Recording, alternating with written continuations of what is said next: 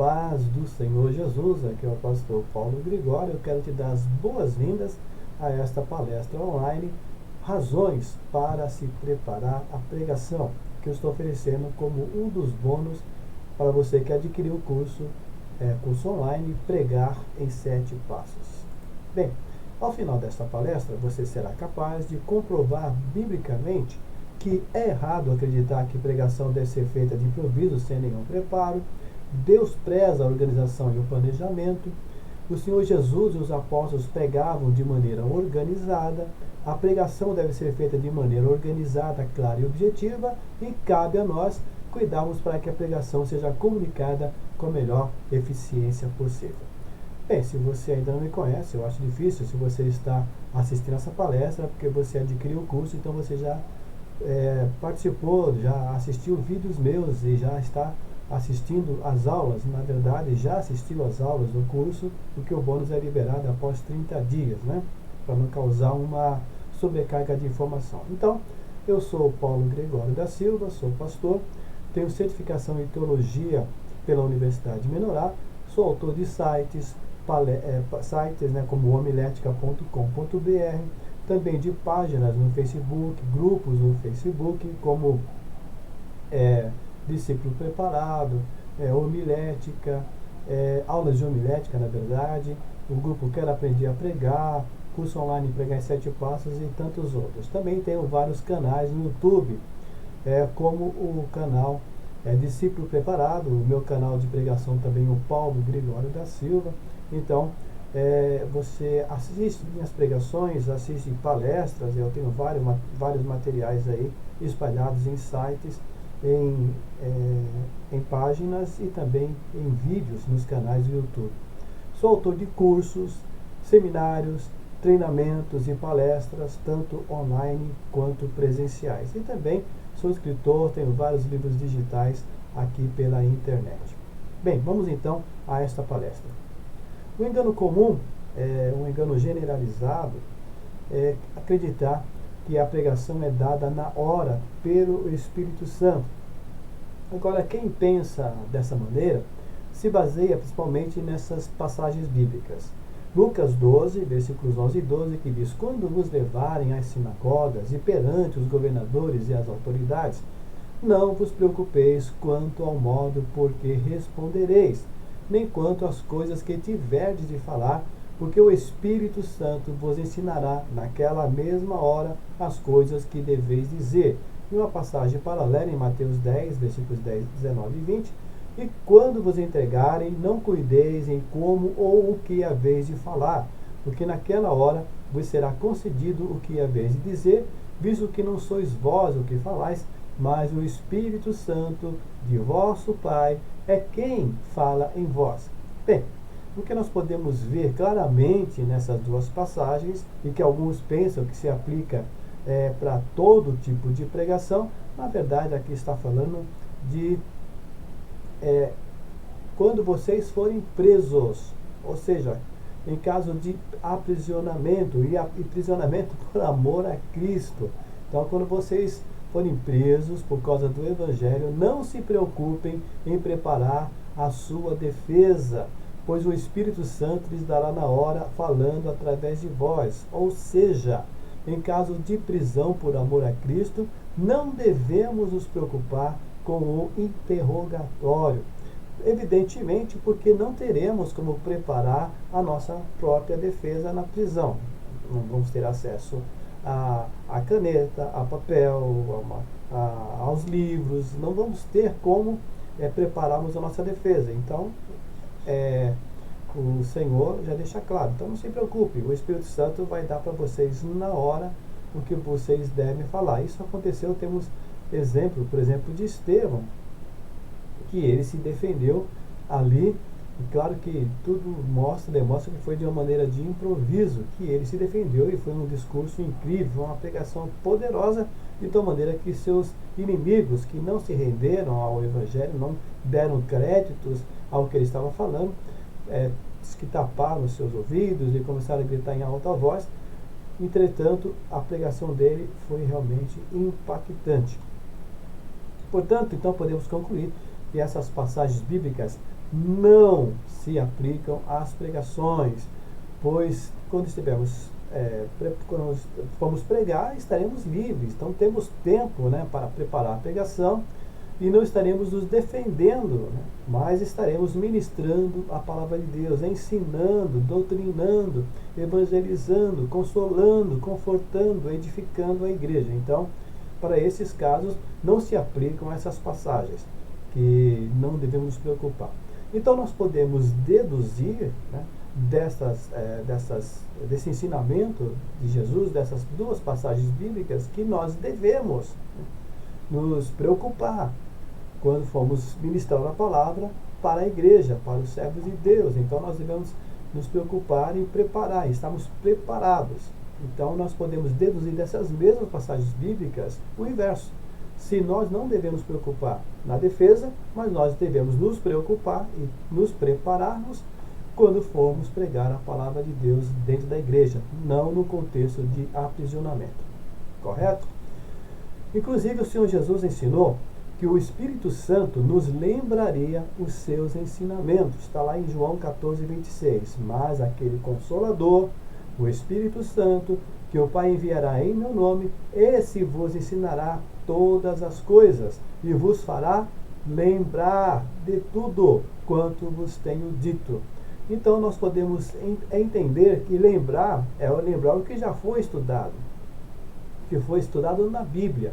Então isso quer dizer que não vai dar na hora, ele vai nos fazer lembrar aquilo que já aprendemos na Bíblia. Por outro lado, a Bíblia está repleta de referências apontando para a necessidade de planejamento naquilo que nós formos fazer. Nós temos 3 livros na Bíblia, especialmente, né, que eles são verdadeiros manuais de organização, que são os livros de Números, Levíticos e 1 Crônicas. Você pode lê-los, claro que você já deve conhecê-los, mas agora olhe, né, estude esses livros, leia esses livros nesta ótica de que eles são verdadeiros manuais de organização e você vai constatar isso. Números, Levíticos e 1 Crônicas. O Senhor Jesus ensinou sobre o valor do planejamento. Ele mesmo disse, pois qual de vós, querendo edificar uma torre, não se assenta primeiro a fazer as contas dos gastos para ver se tem com que acabar? Para que não aconteça que depois de haver posto os alicerces e não a podendo acabar, todos os que a virem comecem a escarnecer dele, dizendo, este homem começou a edificar e não pôde acabar. Então, o Senhor Jesus ensinou lá em Lucas 14, 28 a 30, o valor do planejamento. É necessário nós planejarmos o que vamos fazer. Ora, se aplica para as coisas materiais, muito mais para as coisas espirituais. E nós podemos constatar, nós podemos perceber, nas pregações e discursos do Senhor Jesus, que eles possuíam uma estrutura homilética, ou seja, eles tinham uma ideia central. Essa ideia central era desenvolvida em uma linha de pensamento, né, em uma linha de pensamento lógica, e possuía também uma aplicação. Então nós podemos ver o quê? Clareza, organização, objetividade nas pregações, nos discursos do Senhor Jesus. Por exemplo, vamos analisar aqui 2 exemplos.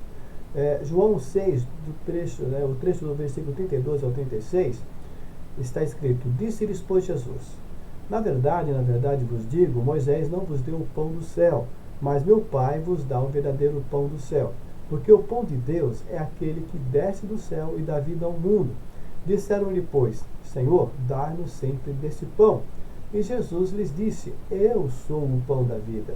Aquele que vem a mim não terá fome, e quem crê em mim nunca terá sede. Mas já vos disse que também vós me vistes e contudo não credes. Bem, vamos analisar qual que é a linha, a estrutura homilética dessa pregação de Jesus. Vamos lá, a ideia central, né, o tema dessa pregação é as características do verdadeiro pão divino.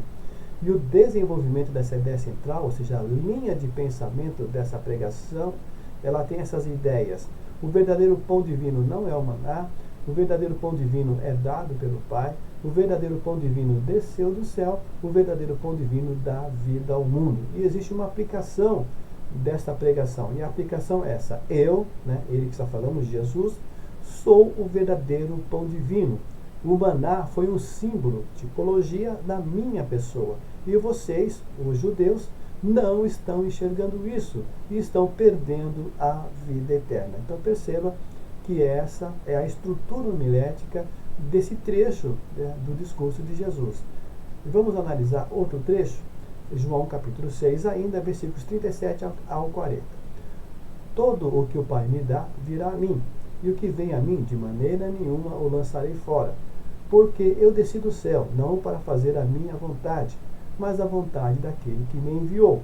E a vontade do Pai que me enviou é esta, que nenhum de todos aqueles que me deu se perca, mas que o ressuscite no último dia.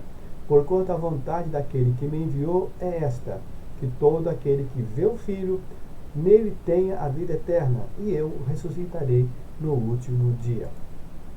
Vamos lá, a estrutura homilética desta pregação de Jesus é a ideia central, ou seja, o tema dessa pregação é as dimensões da vontade do Pai. E o desenvolvimento dessa ideia central, ou seja, a linha de pensamento é: a vontade do Pai está sendo cumprida por ele, Jesus. A vontade do Pai é que nenhum dos que ele deu a Jesus se perca. A vontade do Pai é que todo aquele que vê e crê em Jesus receba a vida eterna. E a vontade do Pai é que o que crê em Jesus seja ressuscitado no último dia. E a aplicação é essa: creiam em mim, é Jesus que está falando, creiam em mim e tenham a vida eterna.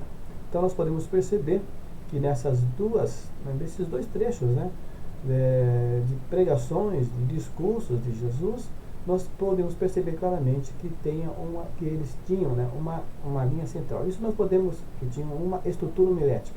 Isso nós podemos constatar em todas as mensagens do Senhor Jesus. Se você analisar, você vai descobrir a ideia homilética de cada discurso, de cada pregação que o Senhor Jesus efetuou.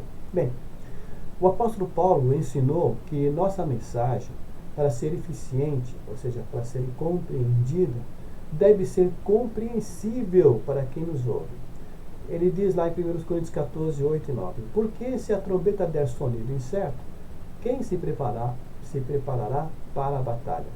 Assim também vós, se com a língua não pronunciardes palavras bem inteligíveis, como se entenderá o que se diz? Porque estareis como que falando ao ar. Então o apóstolo Paulo deixa claro que se nós queremos ser compreendidos naquilo que estamos falando, a nossa mensagem deve ser o quê? Deve ser compreensível, deve ser efetuada de tal maneira que as pessoas ouçam, entendam e compreendam aquilo que estamos falando, a mensagem que estamos transmitindo. Senão, como o apóstolo Paulo deixa claro, é uma mensagem que não tem o seu efeito. Então, isso fala do quê? Que as nossas pregações devem ter clareza, deve ter uma organização, serem organizadas, deve ter clareza e deve ter objetividade. Organização, clareza e objetividade. E estando Paulo, vamos ver também aqui, que quando nós analisamos as pregações do apóstolo Paulo, nós constatamos também que elas possuíam uma estrutura, o que indica um planejamento antecipado. Por exemplo, o seu discurso para os atenienses no Areópago, que está registrado lá em Atos 17. E estando Paulo no meio do Areópago, disse: homens atenienses, em tudo vos vejo um tanto supersticiosos, porque passando eu e vendo os vossos santuários, achei também um altar em que está escrito: ao Deus desconhecido. Esse, pois, que vós honrais, não conhecendo, é o que eu vos anuncio. Mas Deus, não tendo em conta os tempos da ignorância, anuncia agora a todos os homens, em todo lugar, que se arrependam, porquanto tem determinado um dia em que com justiça há de julgar o mundo, por meio do homem que destinou, e disso deu certeza a todos, ressuscitando dentre os mortos. Aqui são trechos do capítulo 17 de Atos. Bem, vamos ver a estrutura desse discurso de Paulo. Primeiro, a sua ideia central, ou o tema: os atributos do Deus desconhecido, e os atenienses reverenciam sem o saber. A linha de pensamento: o Deus desconhecido é o Criador de todas as coisas, o Deus desconhecido é o Senhor de toda a criação, O Deus desconhecido não habita em templos construídos por homens. O Deus desconhecido não precisa dos serviços humanos, pois ele é o possuidor e mantenedor de todas as coisas, e o Deus desconhecido é o criador de todos os homens. Bem, a aplicação desta mensagem, dessa pregação de Paulo é esta: atendam à convocação do Deus desconhecido e arrependam-se, para fugir do dia do julgamento que ele fará, através de um homem que ele destinou, credenciando-o diante de todos através da sua ressurreição. E claro, este homem é Jesus Cristo, que Paulo estaria anunciando. O apelo subentendido, porque eles não deixaram Paulo concluir a pregação, mas nós podemos entender que existe um apelo que está subentendido nessa pregação, que é esse: creiam em Jesus Cristo, o único que pode revelar o Deus desconhecido e livrar o homem da condenação divina. Então perceba que coisa linda essa estrutura homilética desse discurso, dessa pregação do apóstolo Paulo. Então nós podemos constatar essa estrutura homilética, que é uma característica dos escritos e discursos do apóstolo Paulo. Então essa é uma característica dos escritos e discursos do apóstolo Paulo: organização, clareza e objetividade. Ou seja, ele procurava comunicar a sua mensagem com eficiência, ele utilizava uma comunicação com excelência. Então, ele exortou também isso, sede meus imitadores, como também eu sou imitador de Cristo, em 1 Coríntios 11:1. Ou seja, nós também devemos imitar o apóstolo Paulo, tendo as nossas pregações, as nossas pregações devem possuir essas características: organização, clareza e objetividade. O apóstolo Paulo exortou ao seu discípulo Timóteo a se aplicar no estudo da palavra e da pregação. Está lá em 1 Timóteo 4:11-16. Manda essas coisas e ensina-as. Ninguém despreze a tua mocidade, mas sê o exemplo dos fiéis, na palavra, no trato, no amor, no espírito, na fé, na pureza. Persiste em ler, exortar e ensinar até que eu vá. Não desprezes o dom que há em ti, o qual te foi dado por profecia, com a imposição das mãos do presbitério. Medita essas coisas, ocupa-te nelas, para que o teu aproveitamento seja manifesto a todos. Tem cuidado de ti mesmo e da doutrina. Persevera nestas coisas, porque fazendo isso te salvarás, tanto a ti mesmo como aos que te ouvem.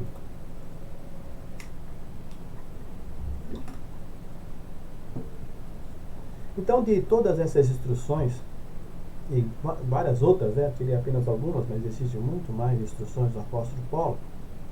Então, das instruções, dos ensinamentos do apóstolo Paulo, nós podemos concluir que nós precisamos estudar a palavra de Deus com dedicação e empenho. Então, há uma necessidade de haver o quê? Um estudo da palavra de Deus, uma análise da palavra de Deus, com dedicação, com empenho, com afinco, com esforço. Então, nós devemos estudar a palavra de Deus com cuidado. Nós devemos retirar, então, desses estudos, nós devemos retirar o que vamos ensinar. O conteúdo das nossas pregações, nós devemos retirar diretamente da palavra de Deus. E nós fazemos isso através do estudo, da análise da palavra de Deus, da correta interpretação da palavra de Deus. E nós devemos valorizar o dom que recebemos de Deus.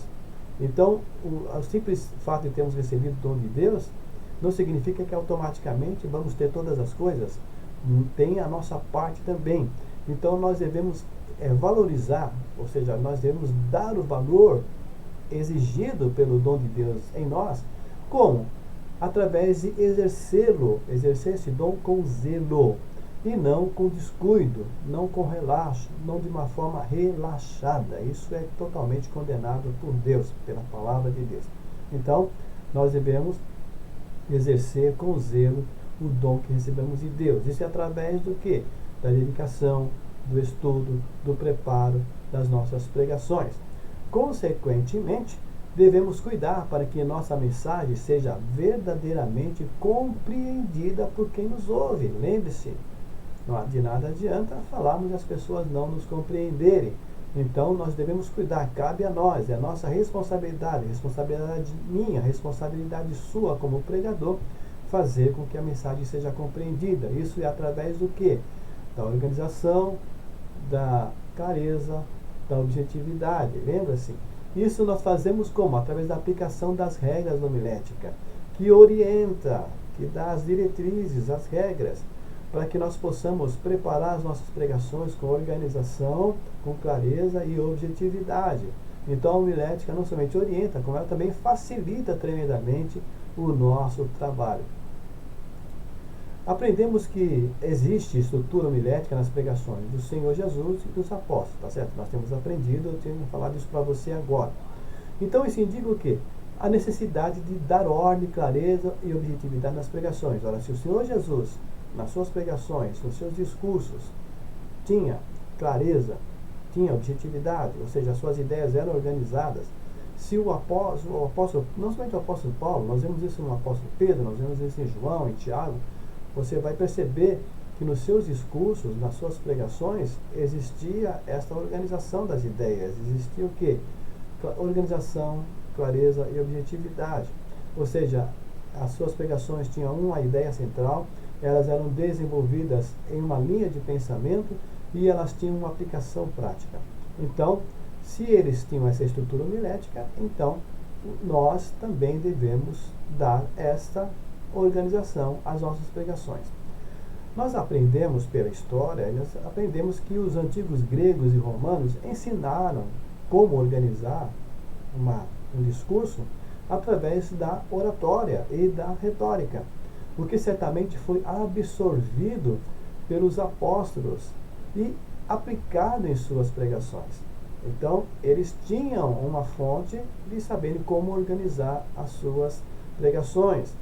Os homens de Deus, durante a história, eles começaram a organizar, a juntar esses princípios da oratória e da retórica através de uma nova arte, de uma nova regradora, vamos dizer assim, que é a homilética. A homilética nada mais é do que a oratória sacra, a oratória para a pregação da palavra de Deus, a retórica para a pregação da palavra de Deus. Então, os homens de Deus, aprendendo os princípios dos gregos e dos romanos, da oratória e da retórica, eles colocaram isso de uma forma prática para se aplicar nas pregações.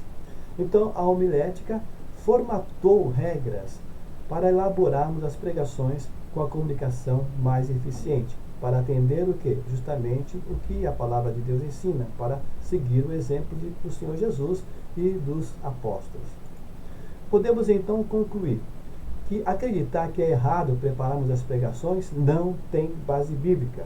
Então, aquelas pessoas, aqueles ministérios que acreditam que a pregação deve ser de improviso, porque isso é uma ordem bíblica, pregue de improviso, nós já vimos logo no início dessa palestra que isso não tem base bíblica. Então, é errado prepararmos, acreditar que é errado prepararmos as pregações, né, que é pecado, vamos dizer assim, que não se deve preparar as pregações, que o Espírito Santo vai dar na hora, isso não tem base bíblica. Aprendemos que isso se aplica apenas para os momentos de defesa perante as autoridades em caso de aprisionamento por amor a Cristo.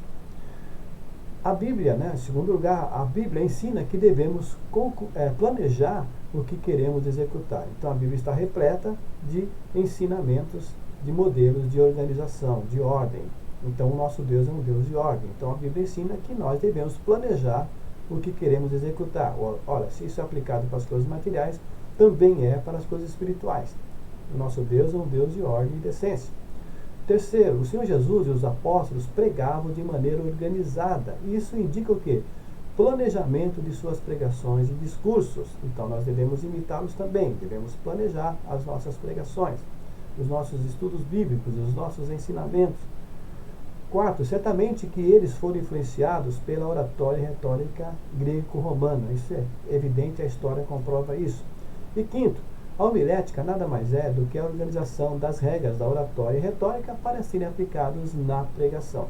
Então, a homilética nada mais é do que um facilitador para que nós possamos seguir o exemplo de Cristo e organizarmos as nossas pregações para dar para elas o quê? Clareza e objetividade, para nos fazermos compreender que nós temos a obrigação de tornar as nossas mensagens compreensíveis para quem nos ouve. Portanto, a conclusão geral é essa. Nós devemos preparar as nossas pregações Por quê? Por valorizarmos o nosso ministério perante Deus, estamos dando valor, estamos dizendo diante de Deus que nós valorizamos, né, respeitamos, que nós damos valor para o dom que recebemos, para o ministério que recebemos. Então, devemos preparar nossas pregações por valorizarmos o nosso ministério perante Deus e também por respeitarmos as limitações humanas. Ou seja, nós temos que tornar a nossa mensagem compreensível, conforme o apóstolo Paulo ensinou. E tanto as limitações nossas, nós temos limitações ao comunicar a palavra de Deus, como também as pessoas em nos ouvirem. Então, nós vamos respeitar essas limitações humanas e devemos organizar, dar clareza, objetividade, usar a melhor comunicação possível. Nós devemos tornar a nossa mensagem compreensível para as pessoas, é obrigação nossa. Então, também por respeitarmos as limitações humanas nossas de quem nos ouvirá, para tanto, organizando nossa mensagem para melhor transmissão e, consequentemente, compreensão por parte das pessoas. Então, nós temos aprendido, eu passei para vocês, espero que vocês tenham absorvido isso, tenham compreendido isso. Você tem a liberdade de analisar o que estou falando, certo? É uma coisa que eu sempre ensino, não aceite as coisas passivamente, mas sempre com uma mente crítica, para você constatar se verdadeiramente o que estou falando se trata da verdade. Como os crentes em Bereia, né, os bereanos, eles analisaram, compararam o que Paulo ensinava com o que a Bíblia, né, com o que o Antigo Testamento, como a lei e os profetas ensinavam, e para eles constatarem que Paulo estava realmente certo naquilo que estava falando, que era verdadeira a mensagem que o apóstolo Paulo estava falando. Eles perceberam que realmente o Senhor Jesus claro, o Messias prometido, o enviado de Deus para trazer a mensagem, as boas novas do Evangelho para a humanidade. Então, resumindo, devemos preparar nossas pregações por valorizarmos nosso ministério perante Deus e também por respeitarmos as limitações humanas, nossas e de quem nos ouvirá, para tanto, organizando nossa mensagem para melhor transmissão e, consequentemente, compreensão por parte das pessoas. Essa é a nossa obrigação diante de Deus. Então, obrigado por ter participado dessa palestra, por ter assistido, estado comigo até aqui. Espero que essa palestra seja útil para você, tanto para a sua edificação, também para estar com amor, né? Sempre com amor, estar dialogando com as pessoas que podem se opor a você, por você estar estudando homilética, por você preparar esboços, então você terá argumentação, né, bíblica para estar dialogando com essas pessoas com amor e demonstrando que você está agindo em conformidade com a palavra de Deus, tá certo? Então isso daí.